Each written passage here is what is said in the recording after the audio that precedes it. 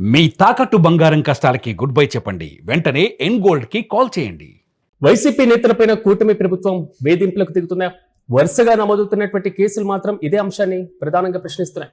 ఇక భూమన కరుణాకర్ రెడ్డి పైన భూ ఆక్రమణ కేసు తిరుచానూరు పోలీస్ స్టేషన్ కూడా ఆయన తరలించారు.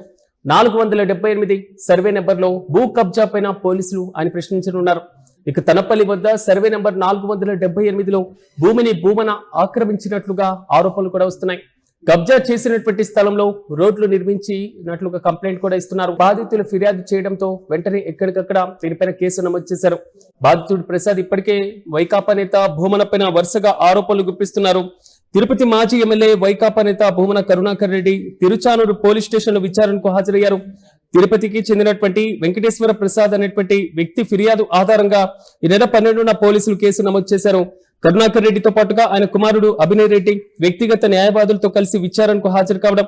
ఇక చంద్రగిరి డీఎస్పీ ప్రసాద్ తిరుచానూరు సిఐ సునీల్ కరుణాకర్ రెడ్డిలను ప్రశ్నించారు.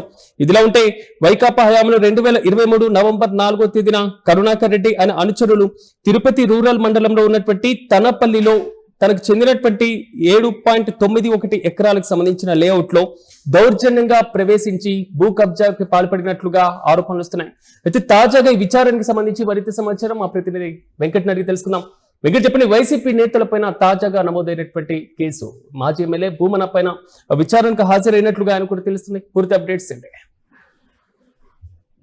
సిరాజ్, భూమన కరుణాకర్ రెడ్డికి సంబంధించి ఈ రోజు కాదు, దాదాపుగా 3 నెలల నుంచి కూడా ఆయన విషయంలో అటు రాష్ట్ర ప్రభుత్వం పదే ఆయన టార్గెట్ చేస్తూ రావడం, ఆయన్ను ఇబ్బంది పెట్టేటువంటి ప్రయత్నం జరుగుతుంది అనేటువంటి విమర్శలు రాజకీయంగా ఎక్కువగా వినపడుతున్నటువంటి పరిస్థితి ఉంది.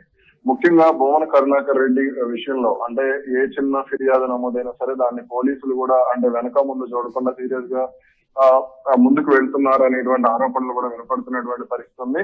రాజకీయంగా అంటే అక్కడ ముఖ్యంగా ఉమ్మడి చిత్తూరు జిల్లాలో భూమన కరుణాకర్ రెడ్డి అత్యంత కీలకంగా ఉండటం, అటు వైఎస్ఆర్సీపీలో కూడా ఆయన బలమైనటువంటి నాయకుడిగా ఉన్నటువంటి నేపథ్యంలోనే ఆయన టార్గెట్ చేస్తున్నారు అనేటువంటిది అక్కడ వైసీపీ ప్రధానంగా ఆరోపిస్తున్నటువంటి అంశం. అయితే తాజాగా భూమన కరుణాకర్ రెడ్డికి సంబంధించి అంటే ఆయన మీద పలు కేసులు కూడా నమోదు చేసినటువంటి పరిస్థితి ఉంది. అలాగే విచారణ కోసం ఏకంగా ఒక కమిటీని కూడా ఇక్కడ రాష్ట్ర ప్రభుత్వం ఏర్పాటు చేయడం, విచారణ విషయంలో రాష్ట్ర ప్రభుత్వం కొంత దూకుడుగా వెళ్లేటువంటి ప్రయత్నం కూడా జరుగుతుంది. అదే విధంగా బాధితుల పేరుతో కొంతమంది అంటే టీడీపీ కార్యకర్తలు కూడా ఫిర్యాదులు చేస్తున్నారు అనేటువంటిది కూడా ఇక్కడ వినపడుతున్నటువంటి అంశం. అయితే ఇక్కడ భూమన కరుణాకర్ రెడ్డిని అలాగే దీనికి సంబంధించి అంటే ఈ భూ ఆక్రమణలకు సంబంధించి ఒక విచారణ కమిటీతో పాటుగా ఒక సిట్ ను కూడా ఏర్పాటు చేసేటువంటి అవకాశం ఉంది.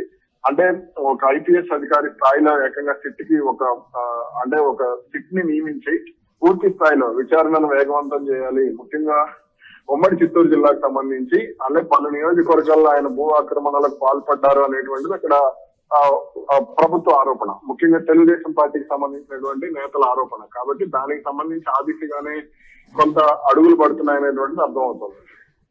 అంటే ఇప్పుడు ఉన్నటువంటి పరిస్థితుల్లో ఎలాంటి ప్రశ్నలు భూముల ముందు సంధించేటువంటి అవకాశాలు కనబడుతున్నాయి పోలీసులు? అర్థం కాదు మళ్ళీ. సో ఎలాంటి ప్రశ్నలు పోలీసులు సంధించేటువంటి ఛాన్స్ ఉండొచ్చు? అయితే పోలీసుల వద్ద ఎటువంటి ఆధారాలు ఉన్నాయి ఏంటి అనే దానికి సంబంధించి ఇంకా స్పష్టత అయితే లేదు. కానీ ఇక్కడ మీరు చెప్పినటువంటి సర్వే నెంబర్ 478కి సంబంధించి భూమనను ఎక్కువగా ప్రశ్నించేటువంటి అవకాశం ఉండొచ్చు. అదే విధంగా భూమన అభినయ్ రెడ్డికి సంబంధించి కూడా కొన్ని ఫిర్యాదులు అందాయి. ఆ ఫిర్యాదుల ఆధారంగా తాము చర్యలు తీసుకునేటువంటి దిశగా అడుగులు వేస్తున్నామని పోలీసులు అయితే చెప్పే ప్రయత్నం చేస్తున్నారు. మరి అయితే దీనికి సంబంధించి 1-2 రోజుల్లో భూమన కరుణాకర్ రెడ్డికి సంబంధించి ఒక మీడియా సమావేశం కూడా ఏర్పాటు చేసేటువంటి అవకాశం ఉంది. రెవెన్యూ అధికారులు అనేటువంటిది ఇప్పుడు బయటకు వచ్చినటువంటి వార్త. కాబట్టి ఆ తర్వాతనే మనకు అంటే ఆయన అడిగేటువంటి ప్రశ్నలకు సంబంధించి క్లారిటీ వచ్చేటువంటి అవకాశం ఉండొచ్చు. Right Venkat, thank you.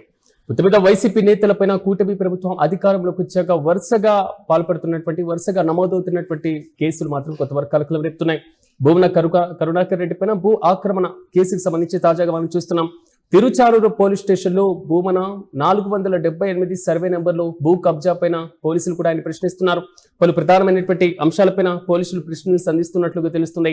ఇక తనపల్లి వద్ద సర్వే నెంబర్ 478లో భూమన ఆక్రమించినట్లుగా ఆరోపణలు వస్తున్నాయి.